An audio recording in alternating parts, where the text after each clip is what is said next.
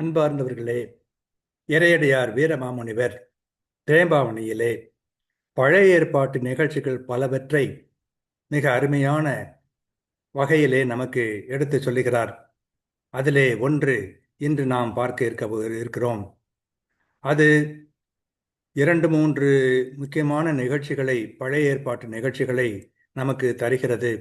அதை சுவைத்து நாம் தியானிப்போம்.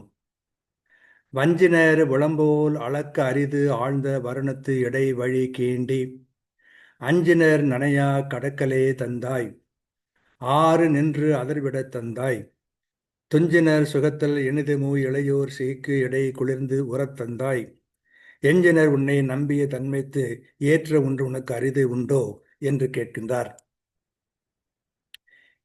இந்த நிகழ்ச்சியின் பொருள் என்ன, செயலுடைய பொருள் என்ன என்று சொன்னால், வஞ்சகர் உள்ளம்போல் அளப்பதற்கரிய ஆழமுள்ள கடல் நடுவே வழியை உண்டாக்கி அஞ்சு நின்ற இஸ்ரவேலர் கால் நனையாமல் கடந்து செல்ல அருளினாய்.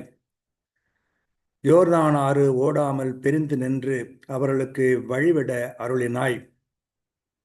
துயில் கொள்பவர் போன்ற சுகத்தோடு இன்பமாக 3 வாலிபர் நெருப்பினிடையே குளிர்ச்சியோடு தங்கியிருக்க அருளினாய்.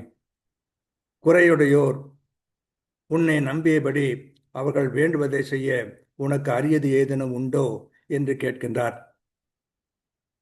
தெளிவாக சொல்வதென்றால், ஆழமான கடல் நடுவே கடவுள் வழி உண்டாக்கினீர். அச்சங்கொண்ட இஸ்ராயலர் கால் நனையாமல் கடந்து செல்ல வைத்தீர். யோர்தான் ஆறும் பிரிந்து வழிவிடச் செய்தீர். நெருப்பில் எரியப்பட்ட இளைஞர் எரியாதபடி குளிர்ச்சி அருளினீர். உம்மை நம்புபவரின் குறைகளை அகற்றுவது உமக்கு அரிதோ என்று சூசை எண்ணி போற்றினார். இதுதான் இந்த செயலுடைய கருத்து. வஞ்சினர் உளம்போல் அலக்கரிது ஆழ்ந்த வாருணத்து இடை வழிகீண்டி யஞ்சினர் நனையா கடக்கலே தந்தாய் யாரு நின்று அதர்விட தந்தாய் துஞ்சினர் சுகத்தலின் எனிதுமு விளையோர் சிகிக்கிடை குளிர்ந்து உற தந்தாய் எஞ்சினர் உன்னை நம்பிய தன்மையது ஏற்ற ஒன்று உனக்கு அரிதுண்டோ என்று வினவுகிறார். 3 முக்கியமான நிகழ்ச்சிகள், அரிய நிகழ்ச்சிகள்.